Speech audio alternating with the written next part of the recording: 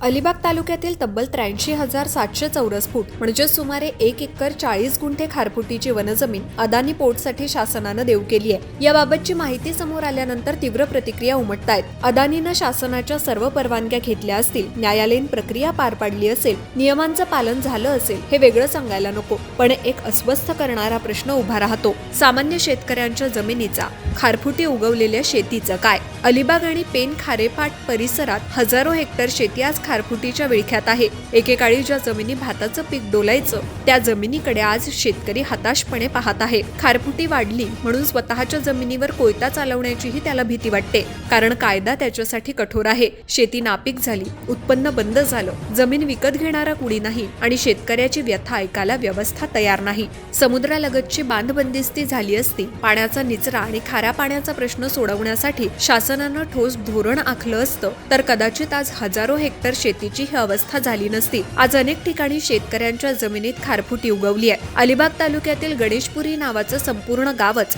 समुद्र आणि खारफुटीनं गिळंकृत केलंय, पण गरीब शेतकऱ्यांच्या वेदनांकडे पाहतं कोण, अशी गत झाली आहे। रायगडात अशा अनेक आदिवासी वाड्यांकडे जाणारे रस्ते वनविभागाच्या परवानगीच्या प्रतीक्षेत पडून आहेत, पण अदानीसाठी न्याय वेगळा आहे का? विरोधाभास पहा। अदानी सारख्या मोठ्या कंपन्यांकडे पैसा, मनुष्यबळ, तज्ञ आणि कायदेशीर सल्लागार असतात। न्यायालयाचे दरवाजे ठोठावण्याची क्षमता असते। वेळप्रसंगी सरकारही त्यांच्यासाठी उदार होतं, पण सामान्य शेतकऱ्यांकडे ना यंत्रणा, ना कायद्याची लढाई लढण्याची ताकद, सरकारी कार्यालयांच्या फेऱ्या मारण्याशिवाय फारसे पर्याय त्यांच्याकडे नसतात।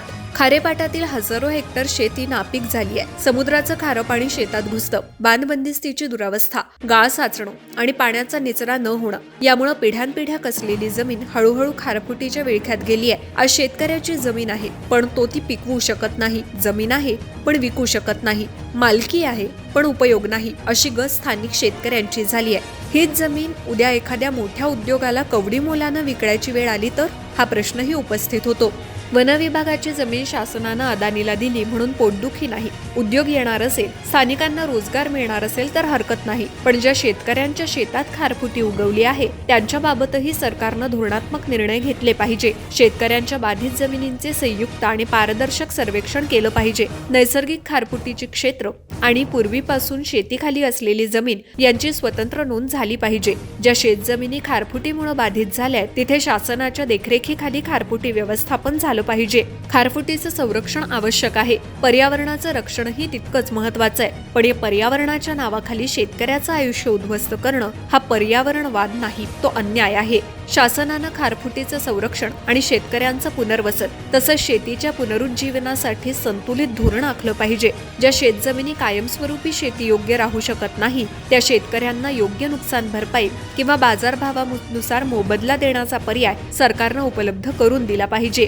कायद्याची संवेदनशीलता गरिबांसाठी कठोर आणि धनिकांसाठी मवाळ असू नये अशी अपेक्षा आहे, कारण जमीन फक्त मातीचा तुकडा नसतो, ती शेतकऱ्याच्या पिढ्यांची ओळख, त्याचा घाम आणि त्याच्या मुलांच्या भविष्याची शेवटची आशा असते। अदानीचा विषय आलाच आहे तर सरकारनं रायगडातील या शेतकऱ्यांच्या जिव्हाळ्याच्या प्रश्नावरही गंभीरपणे विचार करावा, इतकंच।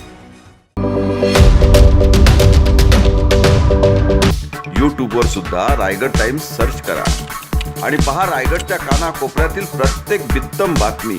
आणि हो, लगेचच सबस्क्राईब बटनवर क्लिक करायला विसरू नका। रायगड टाइम्स, आपलं चॅनल, आपला आवाज।